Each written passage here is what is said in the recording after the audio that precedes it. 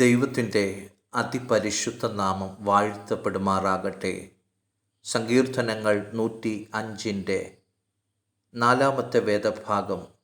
യഹോവയെയും അവൻ്റെ ബലത്തെയും തിരവിൻ, അവൻ്റെ മുഖത്തെ ഇടവിടാതെ അന്വേഷിപ്പീൻ. ദൈവമക്കളെ, നമ്മുടെ ആത്മീയ ജീവിതത്തിനകത്ത് നമ്മളൊരു വിടുതൽ ആഗ്രഹിക്കുമ്പോൾ, നമ്മുടെ ജീവിതത്തിൻ്റെ മേഖലകളിൽ അഭിമുഖീകരിക്കുന്ന പ്രതികൂല സാഹചര്യങ്ങളെ തരണം ചെയ്യുവാൻ പരിശ്രമിക്കുമ്പോൾ,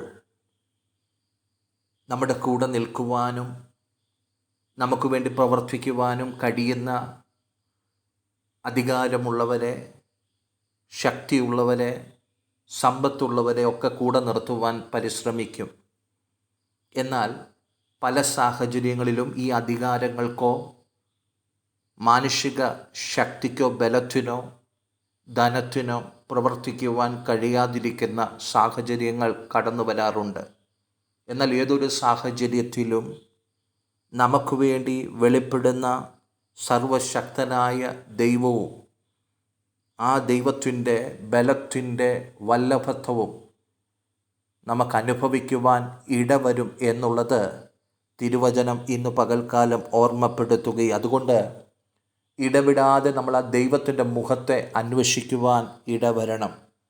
ആ ദൈവത്തെ മാറ്റി നിർത്തിയിട്ട് ഈ ലോകത്തിൻ്റെ ഒരു ശക്തി കൊണ്ടും ബലം കൊണ്ടും നമുക്ക് വിജയിക്കുവാൻ കഴിയത്തില്ല എന്നുള്ള തിരിച്ചറിവ് ഇന്ന് പകൽക്കാലം നമ്മുടെ ഹൃദയത്തിനകത്ത് ഉണ്ടാകട്ടെ. ആ തിരിച്ചറിവ് പ്രാപിച്ച ദൈവമക്കൾ ദൈവത്തിൻ്റെ മുഖത്തേക്ക് നോക്കുവാൻ തയ്യാറാകട്ടെ. യഹോവയെയും അവൻ്റെ ബലത്തെയും നമ്മുടെ ജീവിതത്തിൻ്റെ മേഖലകളിൽ തിരയുവാൻ, ആ ദൈവസാന്നിധ്യം ഉറപ്പുവരുത്തുവാൻ ഇന്ന് പകൽക്കാലം ഇടവരട്ടെ എന്ന് ആത്മാർത്ഥമായി ദൈവത്തിൻ്റെ വചനം നമ്മെ ഓർമ്മപ്പെടുത്തുകയാണ്. ദൈവത്തിൻ്റെ സന്നിധിയിൽ ഒന്ന് താണ് സമർപ്പിച്ചുകൊണ്ട് ആമേ ലോകപ്രകാരം ഓടി നടന്ന് പല വിഷയങ്ങളെ പരിഹരിക്കുവാൻ വേണ്ടി ശ്രമിക്കുന്ന സമയത്ത് ദൈവത്തിൻ്റെ ആ ബലത്തെ, ദൈവത്തിൻ്റെ സാന്നിധ്യത്തെ നമ്മുടെ ജീവിതത്തിൽ ഉറപ്പുവരുത്തി ആ ദൈവത്തിൻ്റെ കരുത്തിൻ്റെ വിടുതലുകൾ പ്രാപിക്കുവാൻ ഏൽപ്പിച്ചു കൊടുക്കാം. സ്വർഗീയ കർത്താവേ, ഞങ്ങളുടെ ജീവിതത്തെ സമർപ്പിക്കുന്നു. ഈ ലോകത്തിൻ്റെ ശക്തികൾക്കോ ബലത്തിനോ അധികാരത്തിനോ പണത്തിനോ ഒന്നും പ്രവർത്തിക്കുവാൻ കഴിയാത്ത മേഖലകൾ ഞങ്ങളുടെ ജീവിതത്തിൽ വരുമ്പോൾ, സർവശക്തനായ ദൈവത്തിൻ്റെ കരത്തിൻ്റെ ബലം, ആ സാന്നിധ്യം ഞങ്ങളുടെ ജീവിതത്തിൽ വെളിപ്പെടുത്തി അത്ഭുതകരമായ വിടുതലുകളെ ഓർക്കുന്നു. ഞങ്ങൾ വിശ്വസിച്ച് പ്രാർത്ഥിക്കുന്നു. ഇന്നും പകൽക്കാലവും പ്രവർത്തിക്കുവാൻ എൻ്റെ ദൈവം വിശ്വസ്തനാകയാൽ സ്തോത്രം.